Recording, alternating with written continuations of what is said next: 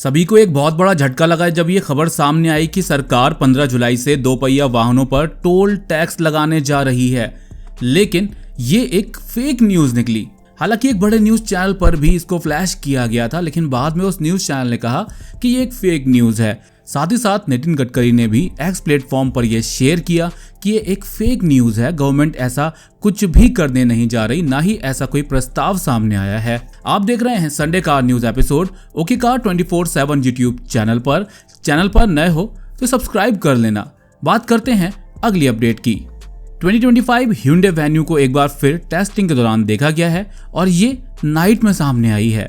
यहाँ पर आप देखोगे तो फ्रंट स्टाइलिंग क्रेटा से काफी हद तक इंस्पायर्ड लग रही है।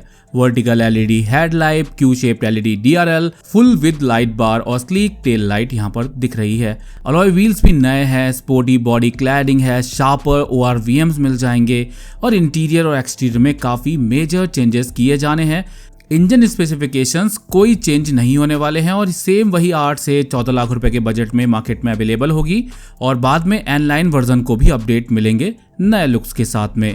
टाटा हैरियर EV के प्राइजेस को अनाउंस कर दिया गया। टाटा हैरियर EV के प्राइजेस 21,49,000 रुपए से शुरू होने वाले हैं, लेकिन बाद में अब फाइनली टाटा हैरियर EV के ऑल व्हील ड्राइव वर्जन को लॉन्च कर दिया गया, जिसकी प्राइस रेंज 28,99,000 रुपए से शुरू होकर के 30,23,000 रुपए तक जाने वाली है। 2 जुलाई से बुकिंग शुरू हो जाएगी। इसमें आपको डुअल मोटर सेटअप मिल जाएगा, फ्रंट एंड रियर मोटर जो कंबाइंड 504 Nm टॉर्क जनरेट करने वाली है। 0 से 100 km/h की स्पीड 6.3 सेकंड में अचीव कर लेगी।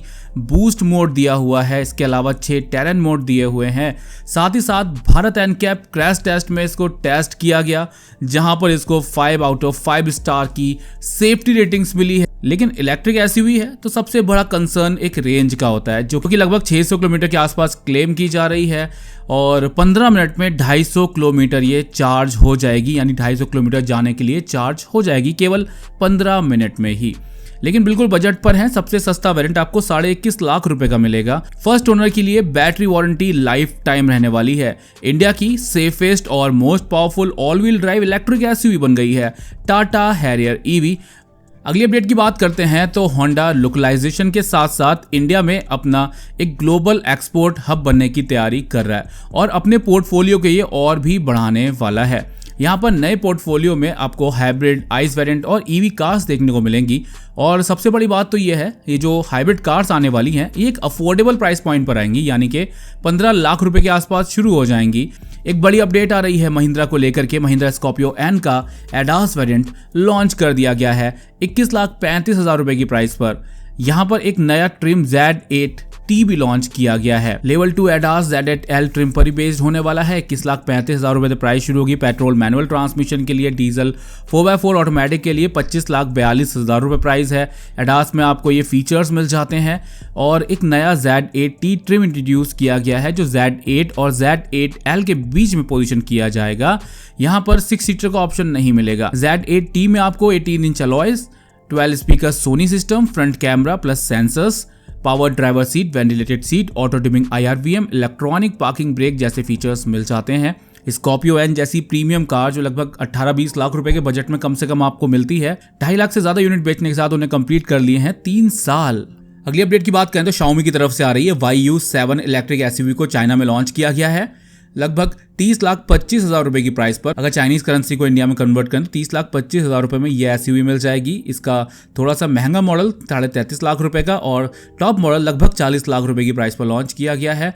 कमाल की बात तो यह है केवल 3 मिनट के अंदर 2 लाख बुकिंग मिल गई है। 3 लाख बुकिंग 1 घंटे के अंदर इसको मिली। बैटरी एंड पावर ऑप्शन की बात करें तो इसमें स्टैंडर्ड 96.3 kWh का बैटरी पैक मिलता है रियर व्हील ड्राइव सेटअप के साथ में 835 किलोमीटर की क्लेम रेंज के साथ। लेकिन प्रो वेरिएंट में 96.3 kWh का बैटरी पैक मिलता है 770 किलोमीटर की रेंज के साथ और मैक्स 101.7 kWh का बैटरी पैक मिलता है ऑल व्हील ड्राइव सेटअप में, जिसमें 760 किलोमीटर की रेंज मिल जाती है। इंडिया लॉन्च अभी कंफर्म नहीं है, लेकिन अगर ये SUV सेम प्राइसेस पर इंडिया में आती है तो काफी सारी SUVs की सेल्स को नुकसान पहुंचा सकती है। आपको क्या लगता है इसके बारे में कमेंट सेक्शन में बताना। अगली अपडेट की बात करते हैं तो किया कारेंस क्लेविस EV इंडिया में लॉन्च होने वाली है बहुत जल्द, जिसको डेब्यू किया जाएगा 15 जुलाई को। ये 7 सीटर इलेक्ट्रिक एमपीवी होने वाली है। लुक्स जो होंगे काफी ज्यादा हद तक क्लाविस से ही इंस्पायर्ड होने वाले हैं। क्रेटा की तरह ही 2 बैटरी ऑप्शन मिल सकते हैं, अभी ऑफिशियली कंफर्म नहीं है। अगली अपडेट की बात करते हैं तो महिंद्रा एक नया प्लेटफॉर्म बहुत जल्द इंट्रोड्यूस करने वाला है। लाइकली 15 अगस्त को इसको इंट्रोड्यूस कर दिया जाएगा। ये इनका न्यू फ्लेक्सिबल आर्किटेक्चर होने वाला है, फ्रीडम NU। 15 अगस्त को मुंबई में यानी इंडिपेंडेंस डे के दिन इसको अनवील किया जा सकता है। ये सपोर्ट करेगा पेट्रोल, डीजल, इलेक्ट्रिक और हाइब्रिड को भी, यानी कि हाइब्रिड कार पर भी महिंद्रा फोकस करने वाला है। और इस 15 अगस्त को बहुत सारी चीज़ें साफ होंगी और नई बोलेरो या थार स्पोर्ट्स या जो भी उसका नाम होने वाला है वो भी अनवील की जा सकती है, या उसके बारे में कुछ टीजर्स और कुछ ऑफिशियल इंफॉर्मेशन सामने आ सकती है कि वो इस साल फेस्टिव सीजन में आएगी या फिर नेक्स्ट ईयर स्टार्टिंग में। अगली अपडेट की बात करें तो रेनो इंडिया में अपनी गाड़ियों को अपडेट दे रहा है। हमने काइगर और ट्राइबर के बारे में तो आपको पहले भी बताया है, लेकिन अब क्विड को लेकर के अपडेट आ रही है। क्विड पर बेस्ड एक इलेक्ट्रिक हैचबैक बहुत जल्द इंडिया में एंट्री ले सकती है। डासिया स्प्रिंग EV पर बेस्ड इसका डिजाइन हो सकता है। ग्लोबली डासिया स्प्रिंग EV आती है जो क्विड जैसी ही लगती है, या इंडिया में उसको क्विड कहा जाता है। 7 लाख रुपए के आसपास एक्सपेक्टेड प्राइजेस हैं। फीचर्स आपको क्विड वाले मिल जाएंगे। मार्केट में Tiago EV, comet EV, Citroen EC3 जैसी गाड़ियों को राइवल करेगी। अगली अपडेट की बात करते हैं तो XUV 700 के कई बार टेस्टिंग के दौरान पिक्चर्स सामने आ चुके हैं। हर बार कुछ ना कुछ नया देखने को मिलता है। इस बार कुछ की हाईलाइट सामने आई हैं, जहां पर हेडलाइट और अलॉय व्हील्स का डिजाइन सामने आया है जिनको बिल्कुल ही चेंज किया गया है। फॉग लैम्प कॉर्नरिंग फीचर के साथ मिल जाएंगे। फ्रंट ग्रिल और बम्पर डिजाइन को कंप्लीटली चेंज किया गया है। अगली अपडेट की बात करें तो यहाँ पर गवर्नमेंट की तरफ से एक नया नोटिफिकेशन सामने आया है, जहां पर अब 2 व्हीलर्स के लिए ABS मैंडेटरी होने वाला है।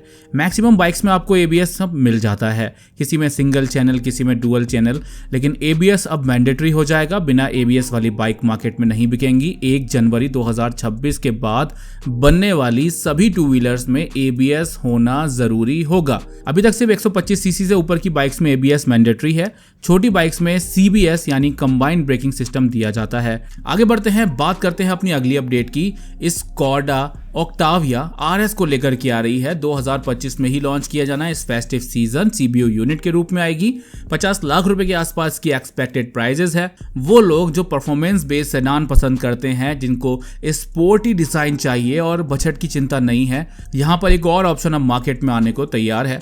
इसमें आपको 2 लीटर टर्बोचार्ज पेट्रोल इंजन मिलेगा जो 265 PS की पावर, 370 Nm का टॉर्क प्रोड्यूस करेगा। 7 स्पीड DSG ट्रांसमिशन में मिलेगा। 0 से 100 km/h की स्पीड 6.4 सेकंड में अचीव कर लेगी। टॉप स्पीड 250 km/h रहने वाली है। फाइनली स्कोडा और फॉक्सवैगन भी हाइब्रिड रेस में शामिल होने वाले हैं, जहां पर आपको बेटर माइलेज मिलेगा, अच्छा अपील मिल जाएगा, क्योंकि आप देखते हो फ्यूल प्राइसेस काफ़ी तेज़ी से भारत में बढ़ रहे हैं और जो इलेक्ट्रिक व्हीकल का इंफ्रास्ट्रक्चर है वो अभी तक लिमिटेड ही है, क्योंकि प्राइजेस काफ़ी हाई हैं इलेक्ट्रिक कार्स के और जो बजट में भी आती हैं तो उनमें रेंज का कंसर्न थोड़ा सा रहता है। तो इसीलिए मार्केट जो EV का है इतना तेज़ ग्रोथ तो नहीं कर रहा है, लेकिन कहीं ना कहीं अगर हाइब्रिड ऑप्शन को इंडिया में सही तरीके से इंप्लीमेंट किया जाता है सही प्राइसिंग पर, तो हाइब्रिड ऑप्शन एक बेहतर ऑप्शन हो सकते हैं। अगली अपडेट की बात करते हैं तो CNG कार्स के लिए एक बड़ा रिलीव है। रिसेंटली आपने सुना होगा दिल्ली में 1 जुलाई 2025 से डीजल कार्स जो 10 साल से पुरानी होंगी और पेट्रोल कार जो 15 साल से पुरानी होंगी उनको पेट्रोल पंप पर फ्यूल नहीं मिलेगा, और जहां तक इम्पाउंड कर दिया जाएगा, स्क्रैपेज के लिए ऑन द स्पॉट भेज दिया जाएगा। लेकिन यहाँ पर CNG कार जो 15 साल से पुरानी है उनको इससे अलग रखा गया है, उनको एग्जैम्प्ट मिलता है इस रूल से। उनको फ्यूल मिलता रहेगा और व्हीकल इंपाउंड नहीं होगा। आप समझ लें कि मैक्सिमम पेट्रोल पंप पर लगभग 498 पेट्रोल पंप पर, जिसमें 116 CNG पंप भी शामिल हैं, ANPR कैमरास लगा दिए गए हैं, जो कि है ऑटोमेटिक नंबर प्लेट रिकग्नाइजेशन। जैसे ही गाड़ी पेट्रोल पंप में एंटर करती है, नंबर प्लेट स्कैन होती है, वाहन पोर्टल से गाड़ी की एज और फ्यूल टाइप चेक होता है। अगर गाड़ी EOL है यानी एंड ऑफ लाइफ है तो फ्यूल देने से मना कर दिया जाएगा। यहाँ पर जो इनकी एक्शन टीम बनाई गई है उसमें Delhi traffic police, transport department और म्युनिसिपल बॉडीज शामिल हैं।